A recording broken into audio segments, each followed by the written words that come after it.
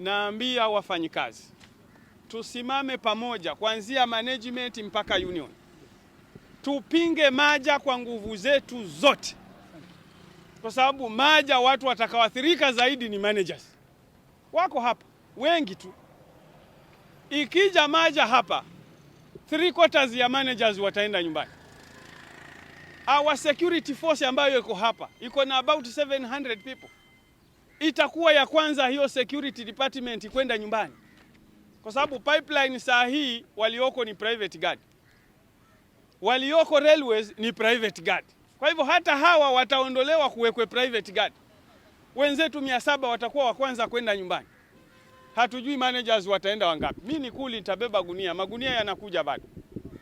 Kwa hivyo hili ni lazima tushikane mkono, tupinge kwa nguvu zetu zote, kwa sababu serikali haitufanyii hisani wala haitufanyii wema wala haijali maslahi ya wafanyikazi.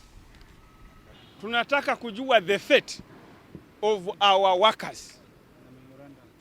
Tupate memorandum ndio tuone the fate of our workers and the fate of the union, kwa sababu ukileta mashirika matatu na kila shirika lina union yake na liko na mkataba wake na tajiri wake, how will it be?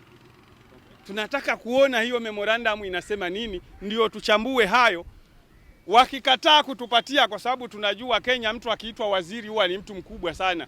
Yeye anataka tu kuongea na cartels na waizi, hataki kuongea na wananchi wa kawaida. Lakini tunamwambia waziri kwa heshima sana, atupe nafasi ya haraka tukae na yeye.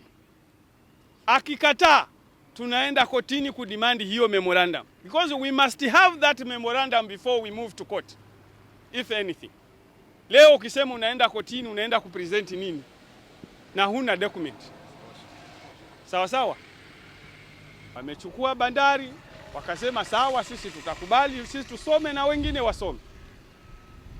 City tu tunasikitika mwenzetu alihalalisha.